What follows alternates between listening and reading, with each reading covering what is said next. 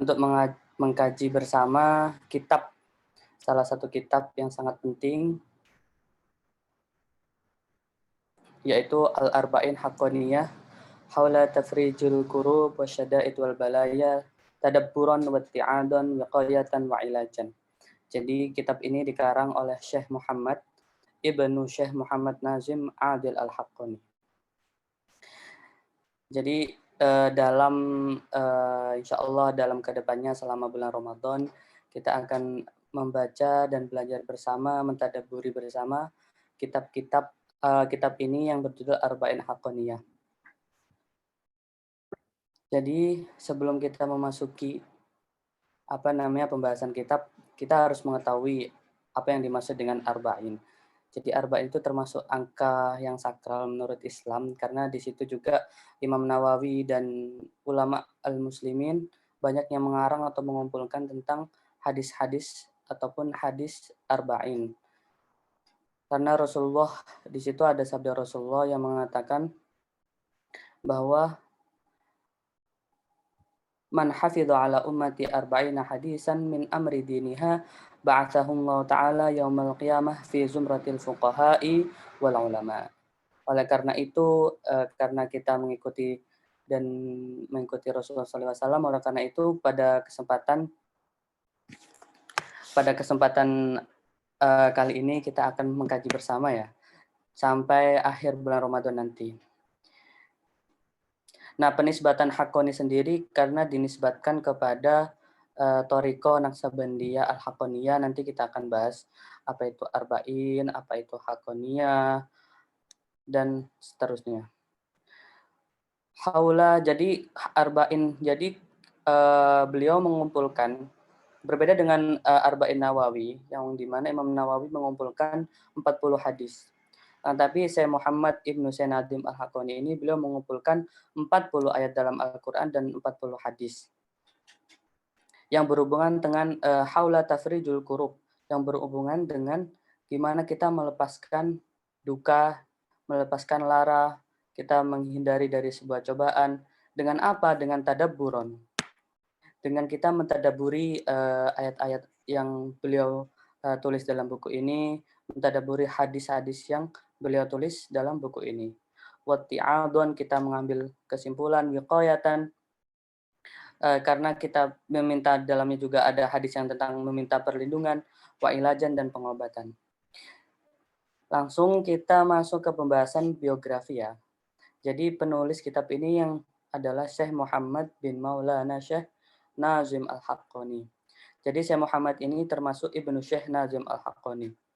Mungkin kita bisa menerjemahkan atau kita baca kembali biografi singkat tentang Syekh Nazim Al-Haqqani, siapakah beliau, sehingga ketika kita membaca ataupun mentelaah untuk belajar bersama kitab ini, kita tahu bahwa pengarang Shahibul Mu'allif ini bukan orang biasa, tapi beliau adalah seorang yang luar biasa, begitu juga anaknya. Jadi Syekh Nazim Al-Haqqani ini dilahirkan di Ciprus, salah satu kota yang termasuk bagian dari Turki kalau nggak salah ya. Jadi beliau dilahirkan di 26 Sya'ban tahun 1340 Hijriah. Ta'allama ala yadi jaddihi. Beliau belajar kepada kakeknya, dan kakeknya ini kebetulan Thariqah Al-Qadiriyah. Akan tapi beliau sendiri mengikuti guru beliau, Syekh Faiz Ad-Dagestani, yang beliau termasuk Thariqah Naqsyabandiyah. Akhirnya ketika beliau ta'allama, setelah belajar bersama Syekh Faiz Ad-Dagestani, beliau mengikuti Thariqah Naqsyabandiyah, bukan Thariqah Al-Qadiriyah yang diajarkan dari kakeknya, yang beliau ambil dari kakeknya, tapi beliau melazimkan ataupun mengajarkan Thariqah Naqsyabandiyah, dan nanti dinisbatkan Al-Haqqaniyah kepada beliau. Fatadaru alamatu ahdas khairu adiyah. Jadi semenjak dari kecil itu beliau mempunyai bisa dibilang hal-hal yang karomah, ghairu adiyah zaharat fihi mundu sigorihi. Dan semua akhlaknya dan semua kegiatannya dan semua suluknya dauman kamilah, selalu sempurna. Jadi dari perilaku, tindak tunduknya itu tidak ada kekurangan, sopan santunnya itu sangat sangat diutamakan. Falam yuqatil ayujadil. Jadi semasa hidupnya, semasa kecil pun nggak ada yang namanya Syekh Nazim Al-Haqqani ini bertengkar atau berseteru dengan teman-teman seumurnya. Innama kana dauman mubtasiman wa saburan. Beliau tuh dalam keadaan selalu tersenyum dan sabar. Nah, beliau kuliah darasa fi Jami'ah Istanbul. Beliau mengambil kuliah di Istanbul di Rosa Handasa Alkimia. Beliau mengambil jurusan kimia. Akan tapi di waktu beliau mengambil kimia, beliau itu tidak terlalu fokus dalam pelajaran kimia karena beliau selalu mengisi kegiatannya untuk belajar ulum syariah.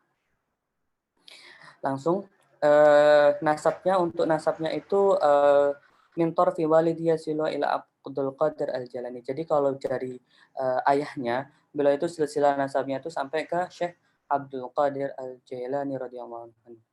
Muassis Thariqah Al-Qadiriyah. Wa nasabihi min torfi walidatihi, untuk nasabnya yang dari ibunya itu sampai ke Maulana Jaluddin Ar-Rumi. Jadi muassis At-Thariqah Maulawiyah. Dikonya ya. Waqad khassasahu bihi. Jadi Ahlul Bait Rasulullah SAW itu termasuk diberi Allah kekhususan. Salah satunya Sayyidina Ali ketika ditanya bagaimana ya kekhususan apa yang diberikan Allah kepada Ahlul Bait. Beliau mengatakan al-fahmu. Jadi kefahaman beliau, kefahaman Ahlul Bait itu sangatlah dakik, sangatlah dalam gitu. Nah, dan kita juga diharuskan untuk memuliakan Ahlul Bait. Nah, mungkin dari beberapa dari kita agak kurang percaya diri, agak kurang ketika kita membandingkan, oh kita loh orang biasa saja gitu kan, bukan dari keturunan yang baik. Nah, waktu itu ketika saya belajar ke Syekh Muhammad Ibrahim Helmi Al-Qadiri, termasuk masih silsilah dari Qadiriyah, ketika kita dalam majelis itu mungkin ada dari salah satu teman kita itu merasa kurang pede, sehingga pembahasan hadis menjadi sebuah nasihat yang berbeda dengan maudhu ataupun penjelasan pada waktu itu. Dan beliau tiba-tiba mengatakan, malam yatayassar lahu amaluh, barang siapa yang amal kebajikannya itu tidak mudah, tidak gampang. Maksudnya ketika seorang itu melakukan kebaikan itu sangat sulit, lam yanfa alaihi nasabuhu. Jadi lam yashfa. Beliau mengatakan lam yashfa. Jadi ketika seorang ahlu bait, mohon maaf kalau beliau kurang dalam melakukan kebaikan itu sangatlah susah. Jadi nasabnya itu tidak bisa memberikan syafaat kepada beliau sendiri. Tujuan ini di mana bahwa kita sebagai orang biasa juga harus bisa, harus semangat, harus mengeluarkan juhud kita untuk selalu beribadah, selalu belajar, dan kita jangan kurang percaya diri bahwa kita juga bisa melampaui ahlu bait, tapi tetap ahlu bait ataupun cucu Rasulullah harus selalu kita hormati meskipun kita mungkin lebih dari segi keilmuan dan lain-lain. Jadi guru yang sangat berpengaruh dalam kehidupan beliau namanya Abdul Faiz Ad-Dagestani. Jadi ketika Syekh Nazim Al-Haqqani bertemu dengan dengan guru beliau Abdul Faiz Ad-Dagestani, yaqulu an awal qaili ma'u Syekh. Jadi beliau ketika mau mengetuk pintunya, aqtarabtu li atruku albab indaha. Fatahali asy-Syekh albab. Jadi sebelum mengetuk beliau langsung Syekh Syekh Faiz ini membuka pintu. Maqala ahlan bika ya bunai. Marhaban wahai anakku. Nadim Afandi. Biasanya orang-orang Turki ketika menyebut Syekh itu dipanggilnya Efendi ya. Dan beliau mensifati bahwa Syekh Faiz Ad-Dagestani itu madharuhu. Jasadnya yang beliau lihat itu tidak seperti manusia seperti biasa. Jadabani fauran, sehingga ketika aku melihat Syekh Faiz Ad-Dagestani itu jadaba itu akhoda. Jadi seolah-olah akal beliau, ruh beliau itu diambil lam ara min qabli syaikhan kahagada. Jadi seolah-olah biasanya ada ya ketika kita berdekat ataupun kita mengikuti majelis habaib atau majelis saya itu, ketika kita duduk dalam majelis beliau itu, ketika memandangnya itu sudah membuat hati kita itu senang. Nah, itu mungkin maksud dari perkataan beliau, madharuhu ghairul adi jadzabani fauron. Mungkin ketika kita melihat itu, melihat syekh ataupun guru kita bertambah keinginan kita untuk mencoba menjadi seorang yang baik, bertakwa seperti itu ya. Itu maksud dari jadzabani fauron. An-nur yang sakibu min wajihi wajibate, seolah-olah dalam wajahnya itu adalah cahaya. Dan senyumannya juga membuat hatiku wadaf'u kanat tufaku min qalbihi wa minal ibtisama ala wajhihi. Oh, ini dari saya ringkas sendiri ya, Mas. Apa namanya? Mas Labib. Dan beliau ketika itu langsung mengajak Syekh Nazim Al-Haqqani untuk masuk ke dalam hujrahnya, dan beliau Syekh Abdul Faiz Ad-Dagestani itu meskipun ini awalu. Jadi ini pertemuan pertama kali, dan Syekh Abdul Faiz Ad-Dagestani itu sudah mengenal dan mengetahui bahwa ada yang namanya Syekh Nazim Al-Haqqani itu bakalan datang kepadaku. Makanya beliau mengatakan laqad kunna bi intidharik. Saya sudah menunggu kedatangan kamu wahai Syekh Nazim. Jadi bukan bercandaan ya, bercandaan yang emang ada. Waktu saya di Alexandria itu punya guru yang namanya Syekh Abdul Salam Al-Syita, dan saya punya senior namanya Ustadz Ihsan. Jadi ketika mereka berdua pertama kali bertemu, Syekh Abdul Salam itu mengatakan, saya sudah mengenalmu di alam ruh.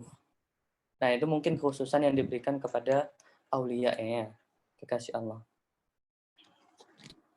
Nah, jadi beliau itu belajar ke Syekh Abdul Ad-Dagestani itu sekitar 5 tahun ya. Jadi Dagestan itu sekarang daerah negara Dagestan, daerah Rusia.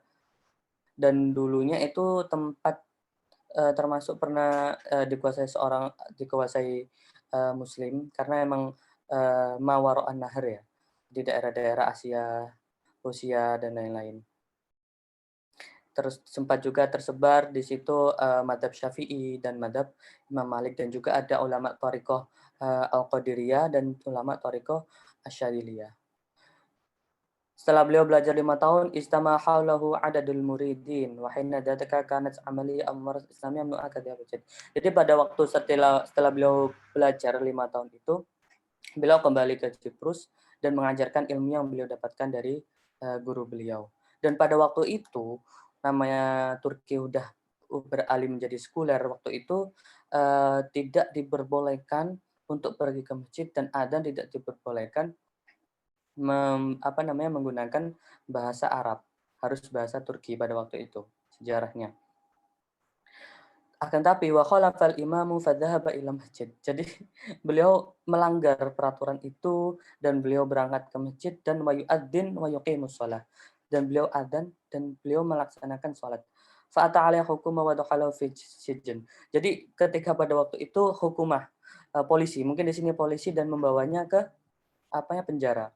Wafil mahkamah, dan ketika dalam persidangan, salahul hakim, seorang hakim itu menanyakan ala amalihi fa'ajabah, dan beliau mengatakan, kenapa kamu melakukan ini? Dan beliau menjawab, fa'ajabah ar-ruhaniyat yajibu an tatasyir. Jadi beliau menganggap bahwa pergi ke masjid, adzan itu termasuk sebuah makanan, sebuah gida. Kita menyebutnya gida ar-ruh.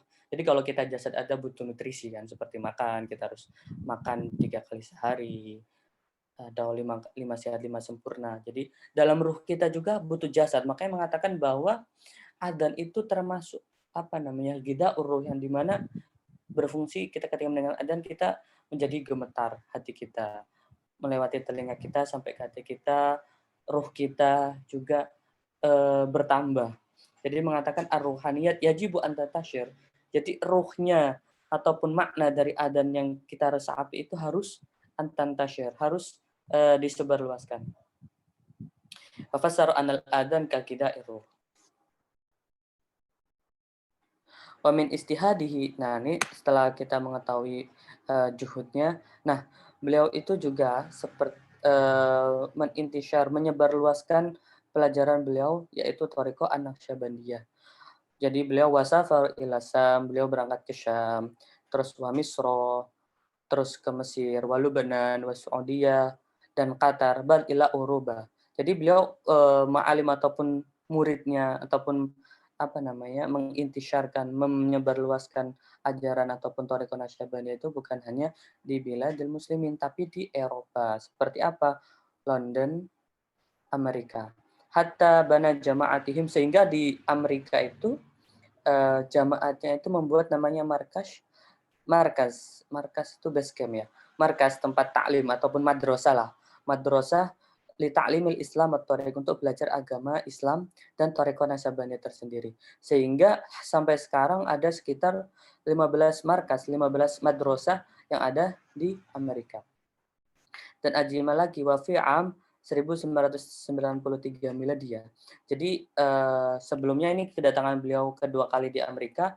Untuk kedatangan kedua itu di tahun 1993 li ziyarati as-sani fi Amerika dakhala ala yadihi 10,000 sahson fi Islam. Jadi pada kedatangan beliau kedua kali di Amerika itu orang yang masuk Islam di tangan beliau ataupun disebabkan beliau ada sekitar 10,000 sahson fil Islam. Alhamdulillah ini menunjukkan bahwa beliau itu lahu makanah. Jadi mempunyai darajat, mempunyai tempat di sisi Allah. Nah, untuk thariqah Naksabandiyah sendiri kalau kita melihat nasabnya, itu kalau kita melihat itu dari dari sahabat Al-Qasim bin Muhammad bin Abi Bakar. Terus ke Ja'far As-Shadiq, ke Syekh Abu Yazid Al-Bustami termasuk Sufi Kabir, terus Syekh Abdul Hasan Al-Kharqani, Abu Ali Al-Farmadi, Yusuf Al-Hamdani, Abdul Abbas Al-Khadir, Abdul Khaliq Al-Ujdawani, Arif Riwkuri, Muhammad Injir Bagnawi, Ali Ar-Ramtini, Muhammad Baba Samasi, As-Sayyid Kalal, Bahauddin Aksabandi ini. Jadi thariqah Naksabandiyah itu dinisbatkan kepada Syekh Bahauddin An-Naqsyabandi. Habis itu langsung ke Syekh Alauddin Al-Attar, Syekh Yaqub Al-Kharj Al-Jurhi, Ubaidullah Al-Ahrar, Syekh Muhammad Al-Qadi Al-Zahid, Syekh Darwis Muhammad, Syekh Muhammad Khawajaki Amkani, terus Syekh Muhammad Baki, sampai kepada Syekh Muhammad Adil Al-Haqqani, terus ke anaknya Syekh Muhammad Adil Al-Haqqani. Jadi Syekh Nazim Al-Haqqani termasuk muassis thariqah Naksabandiyah Al-Haqqaniyah. Nah, kalau kita ketahui Naksabandiyah itu biasanya kalau di Indonesia itu namanya TQN, Thariqah Qadiriyah wa Naksabandiyah. Terus kalau di Mesir itu teman-teman mengikuti An-Naksabandiyah Al-Khalidiyah. Itu jadi penyebutan kepada Syekh Al-Khalidiyah, nama seorang syekh yang dimana beliau termasuk pembesar thariqah Naksabandiyah pada zaman itu sehingga murid-muridnya menisbatkan An-Naksabandi Al-Khalidiyah kepada beliau. Kalau di sekarang karena murid-murid Syekh Nazim Al-Haqqani menisbatkan Syekh Naksabandiyah Al-Haqqaniyah. Seperti itu ya. Nah, dari tadi kita berbicara perihal thariqah. Thariqah itu apa sih? Thariqah itu kalau kita artikan itu namanya kalau secara bahasa namanya jalan. Thariq itu jalan ataupun manhaj. Jadi dalam Islam ada namanya thariqat, ada namanya hakikat, ada yang namanya ma'rifat. Kalau kita terjemahkan bahwa kalau kita tafsirkan bahwa at-thariqah itu anta'budah. Jadi dalam thariqah yang diajarkan itu bagaimana kita beribadah. Jadi wilayah ini kita bisa lihat bahwa ini wilayah namanya wilayah syariat. Yang dimana kita belajar yang namanya wudhu, yang merupakan syarat sah sholat. Habis itu kita belajar syarat dan rukun sholat. Kita berpuasa di bulan Ramadan, habis itu hajj, zakat, dan lain-lain. Nah, dari thariqah ini kita belajar yang namanya syariat. Dan juga syariat itu kalau kita lihat syariat itu adalah zahiriyah. Tapi batininya itu apa? Kita membersihkan namanya hati. Ya kan? Nah, syariat itu namanya thariqah. Thariqah itu anta'budah. Jadi dalam thariqah itu kita tafsirkan sebagai kita bagaimana cara kita beribadah. Habis itu yang kedua ada namanya hakikat. Jadi hakikat itu antak sudah. Jadi setelah kita belajar yang namanya ibadah, sholat, zakat. Jadi kita gimana sih Hakikat itu menata hati kita supaya hati kita itu bersih. Tujuan hati kita ketika beribadah itu hanya Allah. Yang namanya juga qasdun. Qasdun itu adalah qasdun niyah, tujuan dari sebuah niat. Jadi niatnya kita itu harus lillahi ta'ala. Makanya dalam hakikat itu ada namanya dikir, ada namanya pembersihan hati, ada namanya takhalli. Takhalli itu khala atau membersihkan diri. Habis itu tahalli. Tahalli itu bagaimana kita mencoba untuk bersifat seperti sifat-sifat Asmaul Husna yang baik. Ada sifat apa namanya ataupun sifat-sifat yang baik lah. Habis itu adalah tajalli. Jadi bagaimana kita apa ya? Melihat cahaya syams. Oh, ternyata cahaya ini adalah ciptaan Allah. Itu adalah penjelasan-penjelasan dalam dunia apa namanya? Hakikat. Habis itu ma'rifat. Jadi thariqat, hakikat, sama ma'rifat. At-thariqu an taqbudah wal haqiqu an taqsyudah wal ma'rifah an ta'rifallah. Jadi setelah kita mengetahui cara ibadah, habis itu apa namanya pembersihan hati, setelah itu kita akan mengetahui yang namanya zat Allah, bukan zat Allah, tapi mengetahui sifat-sifat Allah yang dalam Asmaul Husna. Jadi kita mengetahui Allah itu apa namanya hakim, Allah itu jamal. Jadi sifat itu ada sifat jamal, ada sifat kamal, ada sifat jalal. Jadi dalam dalam Islam ada thariqat, hakikat, sama ma'rifat. Terus thariqat ini selalu diidentifikasi sebagai ataupun dinamakan bahwa orang-orang yang masuk thariqat itu termasuk orang-orang mutasawwif. Oleh karena itu ilmu thariqat itu dinamakan ilmu tasawuf. Nah, apa sih tasawuf itu? Kalau kita mentelaah makna bahasanya, as-sufiyah itu bakal banyak perbedaan di dalamnya. Tapi langsung saja bahwa at-tasawuf menurut Imam Ahmad Az-Zarruq, at-tasawuf ilmu qasdin li islahil qurub.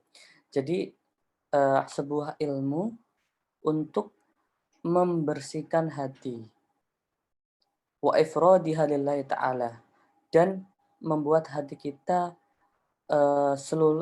menjadikan apa yang kita lakukan itu lillahi ta'ala. Amma siwa, bukan karena A, bukan karena si B, ataupun bukan karena harta dan lain-lain. Wal fiqhu wal islahil amal. Jadi ilmu fikih itu kalau awal namanya tasawuf itu pembersihan hati, jadi berhubungan dengan batin. Terus al fiqhu li islahil amal. Jadi ilmu fikih untuk supaya ibadah kita, amal perbuatan kita itu diterima. Wal usul ilmu tauhid. Jadi ilmu usul itu dimaksud ilmu tauhid. Tahqiqil muqaddimat bil barohin. Jadi untuk mengetahui sifat-sifat Allah dengan dalil-dalil. Jadi ada ilmu ya. Ada 3 ilmu kalau kita simpulkan dari perkataan Syekh Ahmad Zarruq, ada ilmu tasawuf, ada ilmu fiqih, ada ilmu usul. Wa qala Imam Zakaria Al-Ansari anna tasawuf ilmun tu'rafu bihi ahwali tazkiyatin nufus. Jadi kita tafsirkan bahwa anna tasawwafa ilmun, sebuah ilmu yang menjelaskan ahwal keadaan-keadaan untuk tazkiyatun nufus, untuk membersihkan hati. Wa tasfiyatil akhlaq, dan membersihkan akhlak dalam artian akhlak-akhlak yang jelek, yang rodail ya. Wa ta'mirud dhahir wal batin, dan membuat zahir kita dan batin kita selalu berzikir, takmir, apa ya? Memeramaikan kalau kita bahasa aslinya itu. Tapi maksudnya di sini berzikir untuk mengingat Allah, dinail sa'adah al-abadiyah. Nah, jadi ilmu tasawuf itu at-tasawuf man safa qalbahu lillah. Intinya tasawuf itu adalah membersihkan, orang-orang mutasawuf adalah orang-orang yang mansofa, orang-orang yang hatinya bersih lillahi ta'ala, karena Allah ta'ala. Jadi dalam Thariqah Naqsyabandiyah itu tujuannya itu adalah qasdun tadi ya. Caranya apa? Dengan membersihkan hati untuk sampai untuk mendapatkan ridha Allah Subhanahu wa ta'ala. Jadi saya Muhammad Nazim Al-Haqqani termasuk Syekh Thariqah Naqsyabandiyah Al-Haqqaniyah. Nah, untuk belajar tasawuf mungkin kita banyak sekali perbedaan, ada yang mengatakan tasawuf itu haram dan lain-lain. Dan sudah ada yang mengatakan tasawuf itu tidak boleh karena di dalamnya terdapat apa ya, inhirafat, khurafat-khurafat dan lain-lain. Nah, tapi itu sebuah namanya salah satu kalau menurut ulama tasawuf sendiri termasuk salah satu ilmu yang bisa menyampaikan diri kita pada Allah. Jadi termasuk bagian dari ihsan. Anta'budallah ka'annaka tara wa illam takun tara fa innallahu yaraka. Jadi tujuan tasawuf itu ini. Imam Ghazali sendiri mengatakan hukum belajar ilmu tasawuf adalah fardu ain. Idla yahlu ahadan min aib ila anbiya. Karena manusia sendiri itu tidak akan terbebas dari namanya aib. Pasti dalam artian manusia itu pasti melakukan dosa. Oleh karena itu dibutuhkan ilmu ini untuk membersihkan hati kita, membersihkan akal kita dari hal-hal yang negatif. Waqala Imam Abu Hasan As-Sadili, dan Imam Abu Hasan As-Sadili mengatakan, "Malam yataghalghal fi ilmina hada", barang siapa yang tidak mempelajari ilmu kita ini, maksudnya ilmu tasawuf, mata musiron al kabair bahwa la yasir. Jadi beliau mengatakan bahwa siapa yang tidak belajar itu meninggalnya itu dalam keadaan melakukan dosa besar, tapi dia itu tidak tahu kalau itu termasuk dosa besar. Mungkin kita bisa mengambil contoh tentang permasalahan eh, riya. Riya itu kan sebuah kesombongan yang dimana terkadang kita itu tidak mengetahui bahwa kita itu melakukan kesombongan, gitu kan. Contoh orang ketika kita tujuannya ke masjid, tujuan pertama ke masjid kan untuk sholat jamaah dan lillahi ta'ala kan, tapi mungkin ada terbesit hati kita. Nah, hati kita itu kadang terbesit, oh saya harus ke masjid dikarenakan supaya terlihat bahwa kita itu alim. Dan kadang kita itu tidak sadar bahwa ada bisikan-bisikan yang membuat hati kita itu sombong. Nah, maksudnya itu kabair-kabair inilah, maksudnya riya sendiri termasuk syirkun khafi kan ya. Termasuk hal-hal termasuk riya itu termasuk syirik. Nah, maksudnya dari perkataan dari Imam Hasan Az-Zadili seperti itu. Malam yataghalghal fi ilmina hadza mata musyiran al kabairi wa huwa la yash'ur. Oke, sebelum kita melanjutkan kepada hadis tentang fadilah keutamaan al-arba'in al-hadis, karena Rasulullah pernah bersabda tentang keutamaan hadis, kita Fatihah dulu kepada kirim Fatihah kepada sahibul muallif wal jama'i asyakhihi wa yatasilu sanadi ila sinarisillah sya'ilillahi lahumul Fatihah. Bismillahirrahmanirrahim. Alhamdulillahi rabbil alamin arrahmanirrahim maliki yaumiddin. Iyyaka na'budu wa iyyaka nasta'in ihdinas siratal mustaqim siratal ladzina an'amta 'alaihim ghairil maghdubi 'alaihim waladdallin. Amin.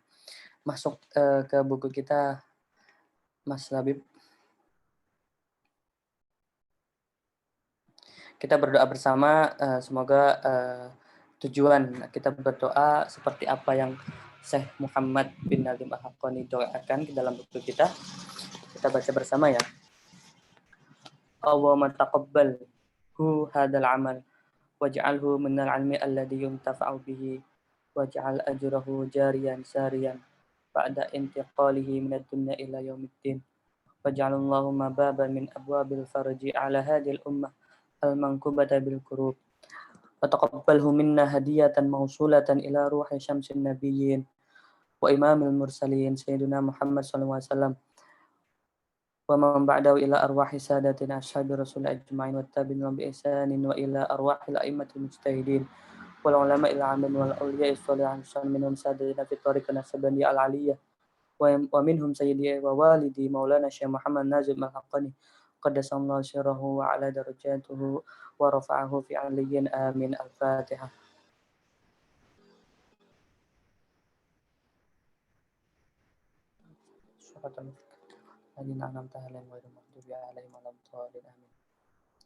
Halaman selanjutnya.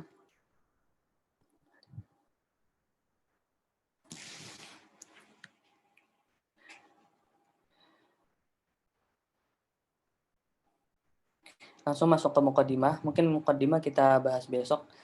Yang pada intinya dalam muqaddimah ini ada hadis yang harus kita cermati. Di sini hadis Rasulullah SAW diriwayatkan dari sahabat Ali bin Abi Thalib dan juga sahabat Abdullah bin Mas'ud, sahabat Mu'ad ibnu Jabal wa Abi Darda, wa sahabat Ibnu Umar wa Ibnu Abbas, wa Anas bin Malik wa Abi Hurairah wa Abi Sa'id al-Khudri min turukin katsiratin mutanawwi'ah. Jadi hadis yang akan kita dengar ini diriwayatkan oleh banyak sahabat, dari banyak turuk, dari banyak sanad mutanawwi'ah. Anna Rasulullah sallallahu alaihi wasallam qala man hafidha ala ummati arba'ina hadisan min amri diniha ba'athallahu ta'ala yaumal qiyamah fi zumratil fuqaha'i wal ulama. Man utawi sapane wong man hafidha ala ummati barang siapa yang menghafalkan 40 hadis yang berhubungan min amri diniha, yang berhubungan tentang agama, ba'atsallahu ta'ala yaumal qiyamah fi zumratil fuqaha'i wal ulama. Ada barang siapa yang menghafalkan 40 hadis tentang agama, maka Allah akan mengumpulkan mereka ke zumratil fuqaha bersama orang-orang faqih seperti Imam Syafi'i, Imam Malik wal ulama. Dan dalam riwayat yang lain ba'atsallahu ta'ala faqihan aliman. Jadi akan kita kumpulkan bersama orang faqih yang alim. Wa fi riwayat Abi Darda kuntu lahu yaumal qiyamah syafi'an wa syahidan. Jadi dalam riwayat bahwa Allah yang memberikan mereka pertolongan dan Allah akan bersaksi akan kebaikan beliau. Wa fi kebaikan orang yang menghafalkan 40 hadis. Wa fi riwayat Ibnu Mas'ud qila lahu udkhul min ayyuba bil jannah syi'ta. Jadi dalam riwayat Ibnu Mas'ud dikatakan bahwa ketika orang yang sudah menghafalkan 40 hadis, maka terserah udkhul min ayyu abwabil jannah syi'ta. Jadi kita memilih dari pintu surga itu. Wa fi riwayat Ibnu Umar kutiba fi zumratil ulama, termasuk orang-orang yang alim. Wa khusyira fi zumratil syuhada, yang dikumpulkan kepada orang-orang yang syahid. Wattafaqal hufat ala annahu hadis dhaif in kathurat turuquhu. Jadi meskipun apa ya? Menurut hufat itu kan orang-orang yang menghafal hadis ya, mereka mengatakan bahwa mempunyai pandangan bahwa hadis ini dhaif. Meskipun hadis dhaif hadis dhaif itu kita terima dengan syarat hadis tentang fadhailul amal, dan ini termasuk fadhailul amal, dan juga hadis tentang biografi sahabat itu menurut Ahlussunnah wal Jamaah hadis itu bisa kita terima meskipun dhaif. Nah, tapi kalau kita teliti lagi bahwa di sini ada banyak sahabat, ada banyak thorik yang dimana mungkin dari awal kalau kita dari sanad Ali bin Abi Thalib kita mengetahui ataupun menghukumi bahwa hadis ini dhaif. Tapi kalau kita sebutkan ada Abdullah bin Mas'ud, Mu'ad bin Jabal, Abi Darda dan sahabat-sahabat lain, ini merupakan namanya musyahadah wa mutaba'ah. Jadi menguatkan hadis yang asalnya dhaif menjadi derajat hasan ataupun derajat sahih. Dalam ilmu hadis seperti itu. Jadi meskipun mungkin kita melihat ketika ada satu hadis kita dihukumi dhaif, kita harus cari dulu, kita harus namanya takhrij. Ketika kita sudah mentahrid hadis tersebut, ternyata hadis ini mempunyai sanad dari sini, sanad dari Abdullah bin Mas'ud, sanad dari Mu'ad bin Jabal, sanad Abi Darda wa Ibnu Umar wa Ibnu Abbas, dan bisa kita mengatakan bahwa hadis ini bukan lagi derajat dhaif, akan tapi hadis ini hadis hasan bi mutaba'ah ataupun bi musyahadah. Tujuannya apa disebutkan ini? Untuk mengetahui mungkin ada untuk meyakinkan kepada kita bahwa meskipun hadis yang kita pelajari ataupun juhud ulama dalam mengumpulkan hadis arba'in hadis itu juhudnya itu bisa dibilang maksudnya untuk meyakinkan kita bahwa riwayat ini itu riwayat sahih. Jadi ketika kita menghafalkan arba'in hadisan itu, maka kita insya Allah akan mendapatkan kebaikan atau pahala-pahala yang dijanjikan oleh Allah Subhanahu wa Ta'ala. Dan juga kalau kita melihat syarah Arba'in Nawawi sendiri, kalau kita melihat syarahnya Ibnu Hajar Al-Haytami, itu disebutkan bahwa kitab Arba'in Nawawi itu disarahi oleh sekitar 100 mu'alif. Jadi syarah Arba'in Nawawi itu ada 100. Itu syarahnya. Dan yang menulis hasyiah itu tadi saya menghitung ada sekitar 10 lebih ataupun 20 lebih hasyiah tentang Arba'in Nawawi. Ini dimaksudkan bahwa fadilah hifdzu hadis arba'in hadisan itu termasuk ada termasuk apa ya, hal yang dijanjikan oleh Allah Subhanahu wa taala seperti dalam hadis. Oleh karena itu dalam pondok-pondok salaf dianjurkan menghafalkan hadis arba'in Nawawi. Dan dalam hal ini saya mau karena dikarenakan oleh tafaulan wa tabarukan.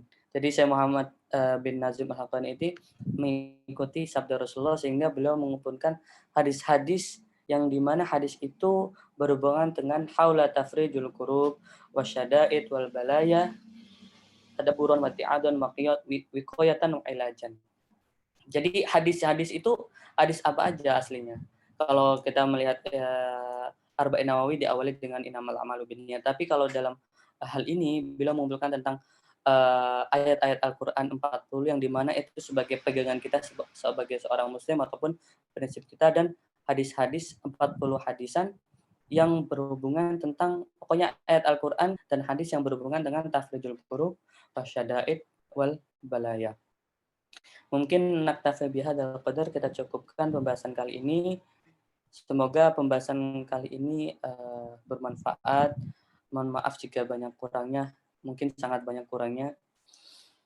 Karena saya juga ditunjuk oleh ketua PJNL Turki dan kurang layak seharusnya untuk mencoba membahas kitab ini, karena kitab ini termasuk dari apa ya, faid dari Syekh Muhammad, dari Syekh Nazim Al-Haqqani, termasuk Sultanul Aulia pada zamannya ataupun Sultanul Ulama pada zamannya. Syukron ala hadil ihtimam. Alhamdulillah kita sudah membahas biografi seorang mu'alif. Besok insya Allah kita membahas kenapa sih Syekh Muhammad bin Nazim Al-Haqqani itu menulis hadis tentang tafrijul qurub. Nanti bakal disebutkan dalam mukadimahnya. Habis itu beliau bakal menyebutkan arba'ina ayah dari Al-Quran. Habis itu arba'ina hadisan. Sehingga pada bulan Ramadan ini kita bisa mengambil manfaat dari kitab ini dan kita mentelaah dan kita melakukannya. Nanti juga akan ada pembahasan tentang maksud dari hafidho dalam hadis, man hafidho arba'ina hadisan. Nanti di situ ada perdebatan ulama apakah bakal termasuk dari seorang fuqaha ataupun bakal kan disebutkan dalam riwayah bersama orang-orang faqih, apakah termasuk orang faqih ataupun hanya ngikut sarungi ataupun termasuk dalam hadis saya masuk surga karena cinta dan lain-lain seperti itu ya. Insya Allah kita akan bahas di pertemuan selanjutnya. Syukron ala ihtimamikum wassalatu wassalamu ala asrofil anbiya'i wal mursalin walhamdulillahirabbil alamin. Semoga apa yang kita pelajari bermanfaat. Al-Fatihah.